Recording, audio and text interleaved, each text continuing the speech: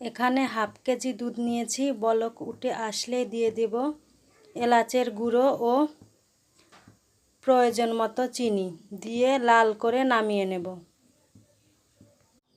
এখন গরম দুধে দিয়ে দেব কনডেন্স মিল্ক। ঠান্ডা পর্যন্ত অপেক্ষা করব।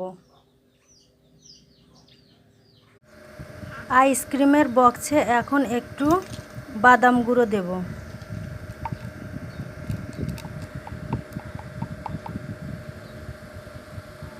প্রত্যেকটাতেই দিয়ে নেব।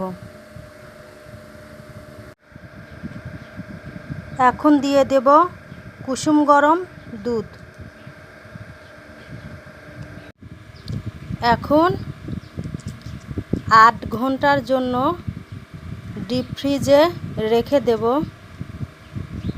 সেট হয়ে গেলেই একদম খাঁটি দুধের আইসক্রিম রেডি।